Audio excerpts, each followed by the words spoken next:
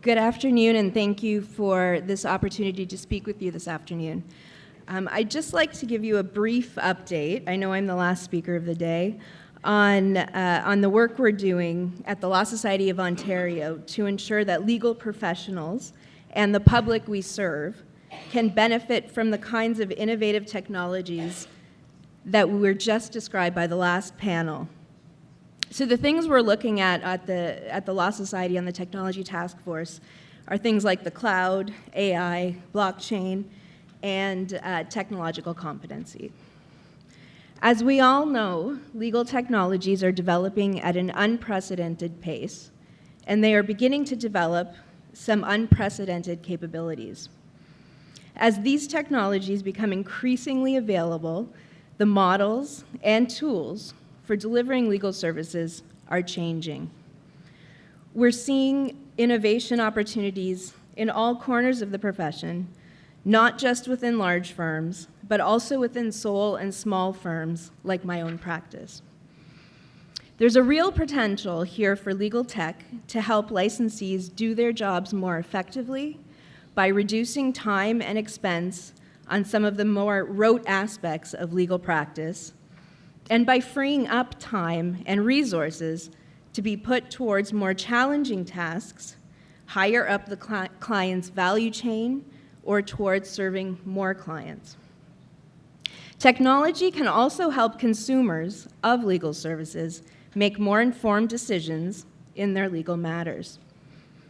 But while we see clear opportunities, we also know that emerging technologies can create new challenges for licensees.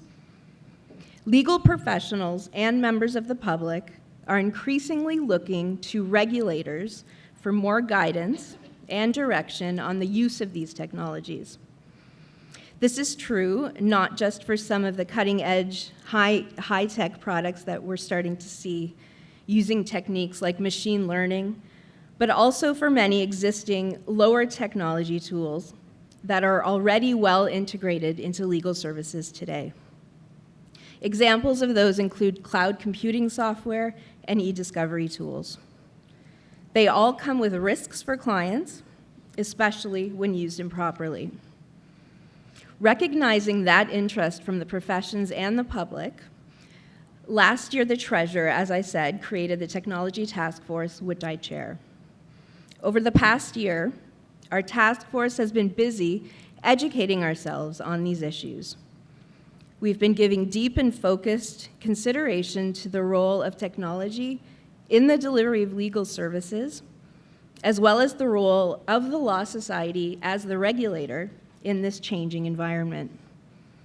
In today's update, I want to focus specifically on one of the most significant questions we've been grappling with through our work. How can the Law Society better facilitate and encourage innovation within the profession through the use of technologies? At its core, that question makes us explore the different ways that the Law Society can support licensees in delivering legal services to the public more effectively. When we think about the opportunities for these tools to support licensees practicing more effectively, and when we consider this key question of what the Law Society can do to better facilitate innovation within the professions, we look at it through the lens of our twin statutory mandates: to facilitate access to justice and to protect the public from risk of harm. Emerging technologies require us to think carefully and with an open mind about how these principles should be appropriately balanced. And as we work in this area, we understand the benefits of bringing all of our key stakeholders along and involving them in the development of these initiatives. That means liaising with the bar. So we've been doing that in a variety of targeted ways, and also keeping up with legal tech experts from entrepreneurial and academic backgrounds. All of these perspectives are invaluable for understanding what's happening on the ground and where the ground may be shifting. We need all this input to ensure that we get this right. Most licensees, in our experience, are interested in expanding their technological horizons. And clients increasingly expect greater use of technology. However, we've heard time and again in our outreach and in our research that many licensees face barriers adopting the latest tools. One of those barriers is fear. The fear that the tool will not deliver for the clients, and the fear that using the tool or misusing it might bring them out of compliance with the Law Society's rules of conduct or other legislation. We've also heard about the challenges of not having enough time or resources to get up to speed on the latest innovative developments or best practices. One expert we spoke to summed it up in a way that really resonated with me. She said, "Lawyers are careful by nature, and they take their obligations seriously. The Law Society needs to give them the permission to innovate." Through our work to date, one fact has become abundantly clear. The Law Society needs to give licensees more guidance about what is appropriate or inappropriate when adopting new technologies in practice. We know that many of our rules of professional conduct are engaged by technology tools. The duty of competence, the duty of confidentiality, supervision requirements, and client identification and verification requirements are just a few of the key professional standards that licensees are concerned about when using legal technologies.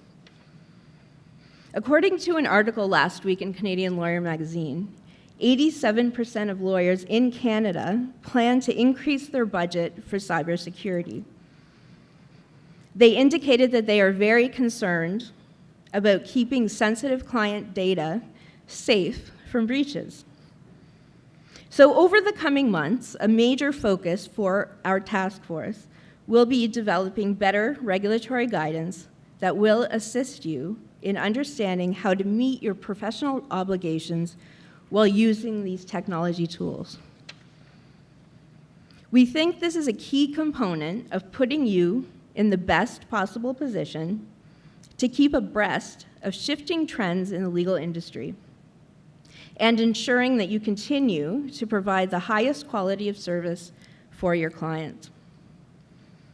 We have a variety of topics we intend to cover with better direction and guidelines, from data and network security to cloud computing to digital signatures to reliance on work produced by artificial intelligence. We think this enhanced guidance will be hugely beneficial, not just to you and your firms, but especially to the public you serve.